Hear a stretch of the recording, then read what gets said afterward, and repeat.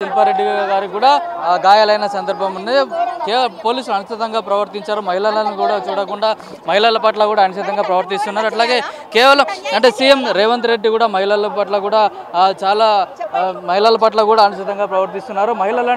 మహిళల పేరు మీదనే సీఎం అయిన రేవంత్ రెడ్డి ఇప్పుడు మహిళల పట్ల కూడా ఇట్లా అనుచితంగా వ్యవహరించడం కూడా తగదని చెప్పేసి కూడా మహిళలు కూడా ఆరోపిస్తున్నారు. చెప్పండి మేడం, ఇప్పుడు సీఎం రేవంత్ రెడ్డి హిందూ దేవుల పైన అట్లా మాట్లాడడాన్ని మీరు ఎట్లా చూస్తారు? అసలు అట్లా ఒక సీఎం అయి ఉన్నట్లు మాట్లాడొచ్చా? మా తెలుగులో మన మహిళల ఓట్లకేసి మహిళల ఓట్ల నుంచి ఆయన గెలిచిండు. మహిళలకు చీరలు వంచిండు మొన్న. ఆ మాత్రం కూడా ఆయనకు తెలియలేదా? ఎందుకంటే బాబు ఒక విషయం చెప్తున్నాను, హిందుత్వాన్ని బొంద పెట్టాలనుకుంటున్నాడు ఆయన. హిందుత్వాన్ని రూపాపాలనుకుంటున్నాడా? చెప్పండి మీరే. హిందువులను జోలికిట ఎవరైనా వచ్చినా కూడా మహిళా మోర్చా మాత్రం వదిలేదే లేదు. మహిళా మోర్చా అధ్యక్షులు శిల్పారెడ్డి ఉన్నారు. మేడం చెప్పండి. ఈరోజు మేము భారతీయ జనతా పార్టీ నుంచి నిరసన వ్యక్తం చేయడానికి వచ్చినాం. కానీ పోలీసుల వ్యవహారతీలి ఓన్లీ కాంగ్రెస్ మాత్రమే పనిచేస్తుంది, సామాన్య ప్రజలకు పనిచేస్తలేదానికి నిదర్శనం ఇదండి.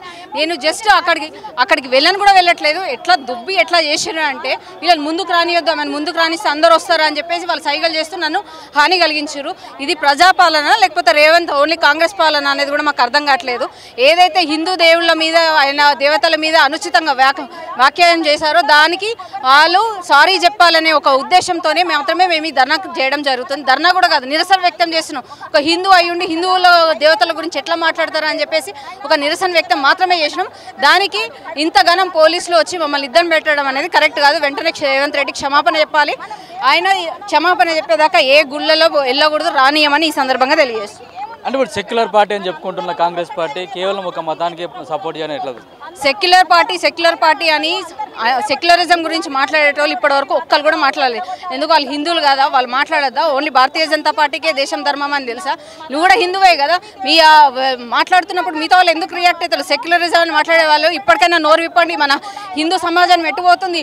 ఒక హిందూ అయి ఉండి రాష్ట్ర సీఎం ఇట్లా మాట్లాడితే మిగతా వాళ్ళకి ఏం సందేశం ఇస్తున్నారు? ఇప్పుడైనా మేల్కోనండి. ఇప్పుడైనా హిందువులు యూనిటీ అయితేనే కానీ మన రాష్ట్రాన్ని మనం కాపాడుకోలేమని ఈ సందర్భంగా తెలియజేస్తాం.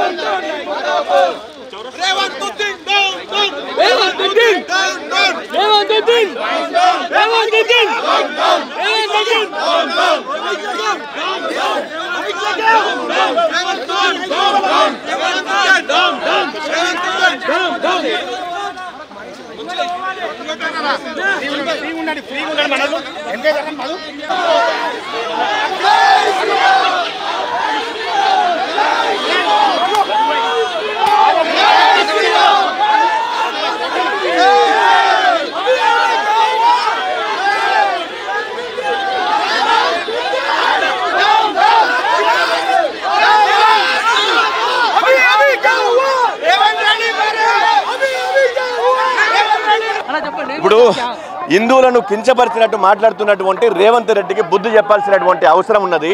ఆయన గతంలో ఎన్నికలకు వచ్చినప్పుడు ఈ అమ్మవారి మీద ఒట్టేసినట్టుగా మాట్లాడినటువంటి రేవంత్ రెడ్డి ఇవాళ ఎన్నికల్లో గెలిచిన తర్వాత ఇవాళ హిందువుల పట్ల కానీ హిందూ దేవుళ్ళ పట్ల కానీ ఇవాళ చిన్న చూపు చూస్తూ ఉన్నాడు. ఇది సరైనటువంటి విధానం కాదు.